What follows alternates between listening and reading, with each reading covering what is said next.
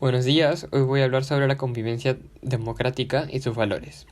Para comenzar, primero tenemos que saber qué es la democracia y cuáles son sus aspectos. La democracia normalmente es conocida como un sistema político. Sin embargo, esta abarca distintos aspectos de la organización de la sociedad. El primer aspecto es el aspecto político.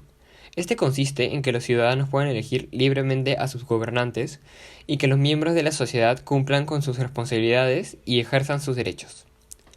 El segundo aspecto es el social, en el que la democracia se refiere al modo de convivencia mediante la igualdad y el trato justo, pero también en la participación para la solución de problemas que afectan a la comunidad. Y el último es el aspecto económico, es decir, la distribución de la riqueza para garantizar las mejores condiciones de vida. La democracia también puede definirse a partir de distintos enfoques. Por ejemplo, el enfoque de comunidad. En este, la democracia permite la unidad del pueblo, cuyos integrantes comparten y ejercen poder. En el enfoque de la autonomía, la democracia es el gobierno ejercido por la sociedad sin ayuda externa de ningún tipo. Otro enfoque es el de libertad, en donde todos pueden pensar y obrar según voluntad propia, sin romper las leyes. Y por último está el enfoque de igualdad, es decir, que todos somos únicos y diferentes y eso no nos hace tener menos o más derecho que otros. Ahora que sabemos qué es la democracia y cuáles son sus aspectos y enfoques, podemos entender una vida en democracia o una convivencia democrática, es decir, una vida en la cual todos participan y tienen los mismos derechos. La convivencia democrática se basa en tres principios: universalidad de derechos, la igualdad ante la ley y la equidad de oportunidades. Es decir, que no importa ni tu género, ni tu origen, ni cómo te veas, todos viven bajo las mismas leyes. Los principios se basan en valores tales como la libertad, la igualdad o la equidad, los cuales permiten a las otras personas formar vínculos y ayudan a lograr una convivencia sana. Las actitudes positivas ayudan a desarrollar capacidades y autoestima. Además, hacen que se reconozcan los demás la igualdad en dignidad y derechos. Algunas actitudes ayudan al desarrollo de relaciones para tener una mejor convivencia. Por ejemplo, el conocimiento mutuo, que ayuda a que uno se sienta aceptado en un grupo de personas. O la comunicación, que permite compartir ideas y sentimientos. Otras actitudes positivas son la solidaridad y cooperación, que hacen que uno se preocupe de lo que le ocurre a los demás y trate de ayudarlos. Y el trabajo, que permite satisfacer las necesidades al realizar actividades productivas. La meta de estas actitudes es aprender a respetar las diferencias.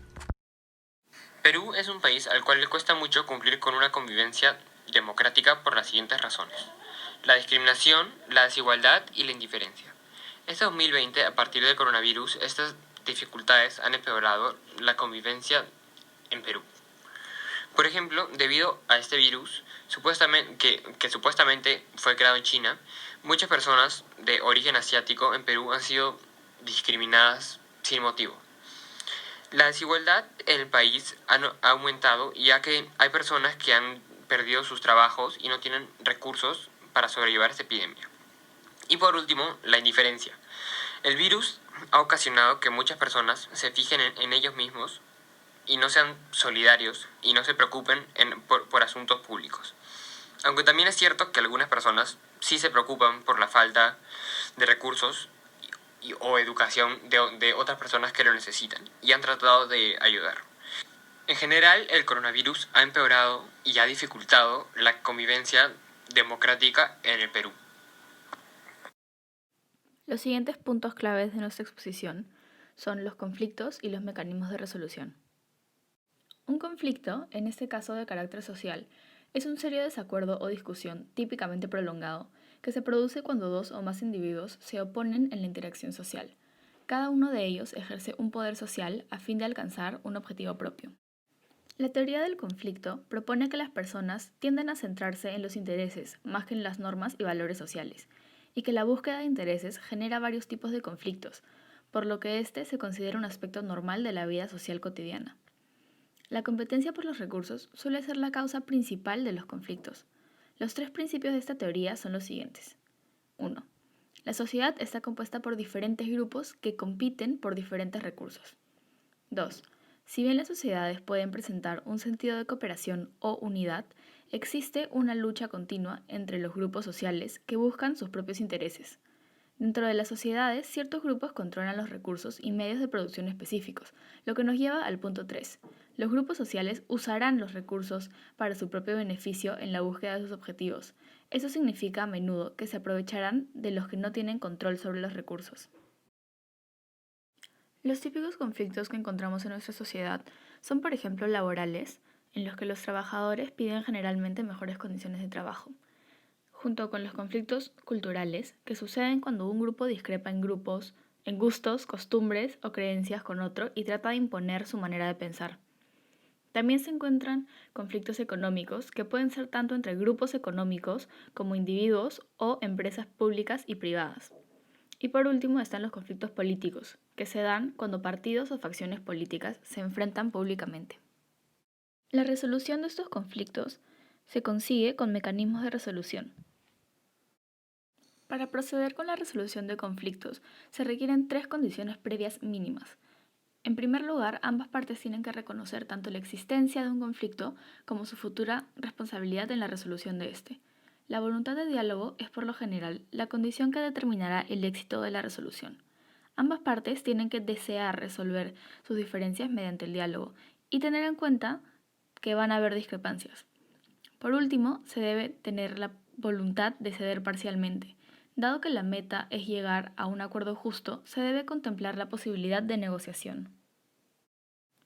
La gente acude a mecanismos alternativos de resolución cuando las dos partes fallan en llegar a un acuerdo conjunto entre ellas y necesitan de un tercero. La mediación, el arbitraje y la conciliación son los métodos más conocidos en el Perú. La mediación se destaca porque las personas que sirven como mediadores no tienen que ser abogados o profesionales del derecho. El objetivo de la mediación es brindar un ambiente de imparcialidad y tranquilidad. Por eso se puede implementar fácilmente en distintas comunidades, como las escolares, por ejemplo. La participación en los procesos de mediación es totalmente voluntaria. El arbitraje es una forma de resolver un litigio sin acudir a la jurisdicción ordinaria. Las partes deciden nombrar a un tercero, denominado árbitro, quien tomará la decisión. Este tiene que ser un abogado del tribunal. La conciliación también requiere de un tercero calificado, pero el acuerdo se da entre ambas partes. Se genera un acta de conciliación en donde se listan los pactos formados. Se puede demandar ejecutivamente a cualquiera de las partes por el incumplimiento de los acuerdos pactados. Los conflictos mencionados previamente son muy generales y se pueden dar en todo el mundo, pero ahora hablaremos de conflictos en el Perú que existen hace mucho tiempo. Por ejemplo, la ausencia institucional, mala gestión del Estado y la debilidad de los partidos políticos. Los ciudadanos no confían en el Estado, que es el encargado de canalizar las demandas ciudadanas, y al ver la inestabilidad política deciden expresar su descontento por otras vías no convenientes para el Estado. Otro conflicto muy antiguo es el de la violación de terrenos ancestrales de comunidades nativas, que suele suceder porque no se realizan las consultas necesarias a las poblaciones que se verán directamente afectadas. A su vez, las comunidades agrícolas han protestado en varias ocasiones, ya que sufren debido a la falta de respeto por la demarcación territorial, la minería informal y empresas que ocasionan daños ambientales. Otro gran conflicto en el Perú es el del comercio informal, que ha aumentado debido al COVID-19. Mucho antes de la pandemia, un estudio realizado por la Cámara de Comercio de Lima reveló que existen 208 empresas por cada 1.000 habitantes y que de esas 208, 140 son empresas informales. No es sorpresa que el 70% del comercio peruano sea informal y no pague impuestos a la SUNAT. Este problema haya estado presente desde antes de la pandemia, con el inicio de esta representa un problema muy grande, ya que por lo general las personas que trabajan informalmente no cuentan con los ahorros necesarios para mantenerse a ellos mismos o a su familia durante esta larga cuarentena. Cerca del 70% de la actividad económica ha sufrido directa o indirectamente por el apagón económico, por lo que solo han continuado operando los sectores claves. Esto no incluye a los trabajadores informales. En el gráfico presentado se analiza la tasa de empleo informal según sexo, edad y nivel de educación. Aquí se puede ver que la media en 2019 era de 66%. También se puede ver que las personas menores de 25 años son más propensas a trabajar informalmente. Esto va de la mano con el tercer grupo del gráfico, que muestra que en el área informal hay más personas trabajando que no han terminado la primaria o secundaria. Muchos niños son privados de su derecho a educación y obligados a trabajar por la mala situación financiera de su familia. Para estos niños no hay espacio en empresas formales, por lo que su única opción es la informalidad. A fin de evitar que la gente salga durante cuarentena, el Estado repartió un bono de alimentos de 380 soles 2 veces, que debía llegar a 2.7 millones de hogares urbanos. Luego se creó el bono de 760 soles para los trabajadores independientes, que eran unos 800.000. Y por último se creó el bono rural para 1.1 millones de familias. En teoría, los bonos deberían llegar a 4.6 millones de familias, pero aún así cerca de 1.4 millones de familias que requieran del bono no lo recibirán y en consecuencia saldrán a buscar ingresos. Lamentablemente, el exceso de aglomeraciones en las calles ha servido como fácil transporte del virus y el riesgo de contraerlo incrementa aún más debido a que en los mercados o puntos de comercio sin protocolo no se respetan las medidas de prevención establecidas por el Estado, por ejemplo, el uso de mascarillas o la regla de 1 metro de distancia. Para saber cuándo ocurre violencia y cómo enfrentar la violencia, primero hay que saber qué es la violencia. La OMS definió la violencia como el uso deliberado de la fuerza o el poder, ya sea en grado de amenaza o efectivo, contra uno mismo, otra persona o una comunidad, que cause lesiones, daños psicológicos y físicos o trastornos. El efecto de la violencia es el poner en riesgo la adecuada convivencia democrática. Por eso es rechazado por todas las comunidades. La violencia ocurre en todos lados, por ejemplo en la escuela, la familia, el trabajo, la calle. Incluso puede ocurrir en nosotros mismos. La cultura de la violencia es cuando se recurre a la violencia para solucionar problemas. Normalmente esto ocurre en comunidades donde hay bastante delincuencia y violencia, donde perciben los actos violentos como naturales. Las causas de esta cultura de la violencia son las malas relaciones en la familia, el maltrato, la intolerancia y la falta de diálogo, las acciones dirigidas a inculcar comportamientos violentos y sobre todo la más influyente es la difusión en medios de comunicación. Los medios de comunicación usan mucho la violencia como una estrategia para aumentar el rating, pero sin saberlo están alimentando la cultura de la violencia. La violencia es socialmente admitida, o sea, hay algunos actos violentos que la comunidad acepta, lo cual no debería ser así.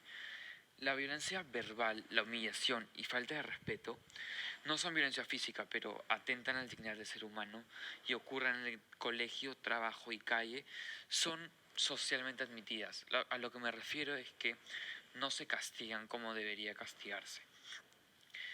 El círculo de la violencia surge a partir de situaciones cotidianas, cuando una persona reacciona ofensivamente frente a otras personas al sentirse atacados. La reacción violenta desencadena una espiral de violencia, cada vez peor. El desacuerdo genera un conflicto, y un conflicto que no se resuelve de manera pacífica da origen a una cadena de reacciones que crean un círculo violento.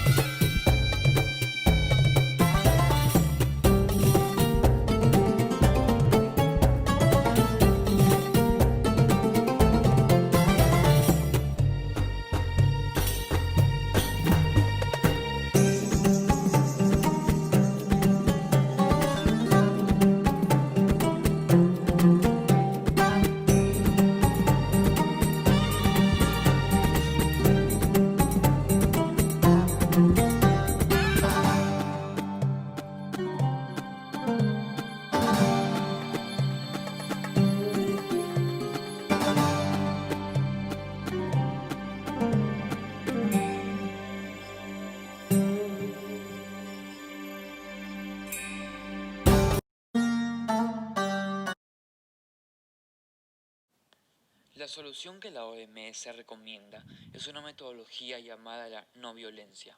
Esta consiste en una transformación individual y social que promueve un cambio de actitud orientada hacia la paz. Esta metodología sugiere varias formas de actuar en la vida cotidiana. Por ejemplo, tratar a los demás como queremos que nos traten, rechazar y denunciar la violencia y tener una conducta basada en la coherencia. Actúo sobre aquello que pienso que es lo mejor para mi vida y la de los que me rodean. A lo largo de la pandemia y del confinamiento debido al coronavirus, hay dos tipos de violencia que se han incrementado de manera exponencial. Una de ellos es la violencia familiar. Debido al confinamiento con el agresor, las víctimas permanecen en los domicilios con sus agresores. La causa de esta violencia familiar es que el agresor padece problemas psicosociales o trastornos mentales, lo cual llevan a un comportamiento más agresivo y que la persona reaccione a problemas con mayor agresión y debido al estrés bajo que todo el mundo está por esta pandemia, por el confinamiento, por la enfermedad y por problemas económicos. Otra violencia que se ha incrementado de manera exponencial es la violencia de la mujer. Durante esta pandemia han ocurrido más de 12 feminicidios y han habido más de 226 violaciones. Le dispararon para robarle su celular. Nosotros por un simple celular a veces nos puede matar, ¿no? O perdemos la vida, ¿no? O nos puede dejar inválido, ¿no? Este hombre de 58 años de edad terminó con un impacto de bala en la pierna al oponer resistencia al asalto de una banda de raqueteros. 3 peligrosos delincuentes que usaban un mototaxi con el único fin de desvalijar a transeúntes en Lima Norte. A la hora que me dispara, yo lo suelto el celular, entonces ahí es lo que chapa el celular y se va. ¿Usted estaba hablando por teléfono? Bueno, estoy conversando en el teléfono. El atraco ocurrió en Puente Piedra a plena luz del día. Acto seguido, los policías de la comisaría de Zapayal montaron un operativo. Distintos distritos de Lima sufren constantes asaltos a pesar de la pandemia por el COVID-19. Los peligrosos delincuentes utilizan por lo general vehículos motorizados para poder escapar de las autoridades luego de realizar los crímenes. En este caso, una persona mayor es atacada y disparada en la pierna, cuando 3 maleantes le intentan robar el celular. Esta acción fue captada por las cámaras de seguridad de la zona. Poco después, se atrapó a los 3 delincuentes. Estos actos son causados en su mayoría debido al apagón económico en el Perú desde el 15 de marzo. Como es el caso del comercio informal, el conflicto es económico. Las personas no tienen que comer o se han acostumbrado a robar para vivir, y esta pandemia no los detendrá, por lo que salen y arriesgan así la salud de muchas personas, como la suya misma.